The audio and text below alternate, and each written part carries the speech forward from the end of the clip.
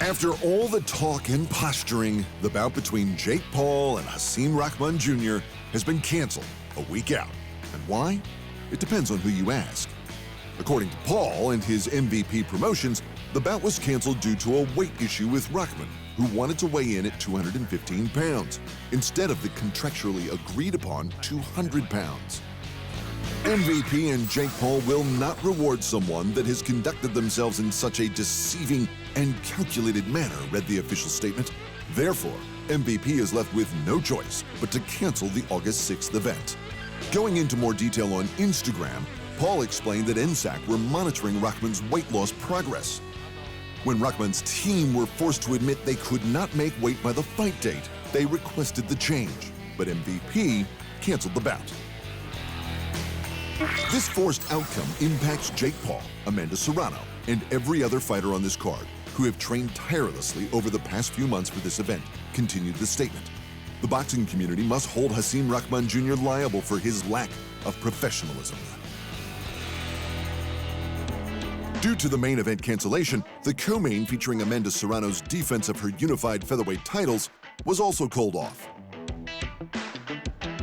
Rahman defended his actions in an Instagram video, asking if the weight even mattered, when Paul had been bragging about beating him in 2020 while sparring. "If you beat me up while I was 230, what's the problem fighting me at 215, asked Rahman.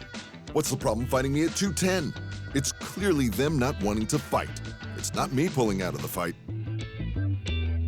Across the fight promotional divide, Paul's arch-rival of the month, UFC President Dana White, believed there may have been a more financial motivation for canceling the fight a full week early.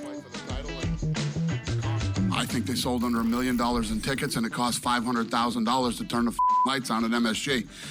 That's what I think. Oh, not to mention the fact that hotel rooms in New York and transportation and everything else is very expensive. For months, Paul has been accusing White of underpaying UFC fighters and issuing challenges to some of the promotion's biggest names in an effort to get White to change his ways. For White, though, who was the major force behind making the UFC the undisputed champion of fight sports promotions, the accusations are baseless and naive, and this is just another example of why.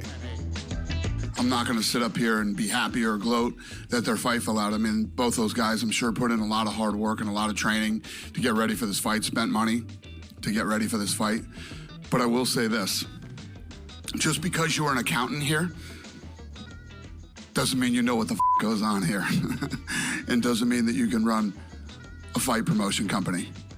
You know, I think that Jake Paul probably needs to get some different people around him. If he's going to stay in the sport, he needs to be with guys that actually really know how to put on fights. To the heavyweights, the rematch between Oleksandr Usyk and Anthony Joshua took another step closer to reality. DAZN only just acquired the live U.S. broadcast rights and Sky box office in the UK. Yes, it's scheduled for next week, but as we've just seen, boxing bouts can be canceled with less notice. Except now, when there's this much money on the table, it's much harder to turn back. And to the junior middleweights, where Danny Garcia proved there's still some fight in him yet. The former two-division champ dominated Jose Benavidez Jr. for 12 rounds to score a bizarre-looking majority decision in his first fight in 19 months. The former junior welter and welterweight champ outboxed the naturally much larger fighter, doubling the amount of punches Benavidez landed for a career-high 153 power punches.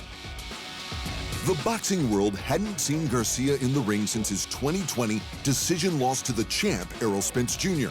Since then, he battled anxiety and depression during the pandemic, but he seems to have found defense against them.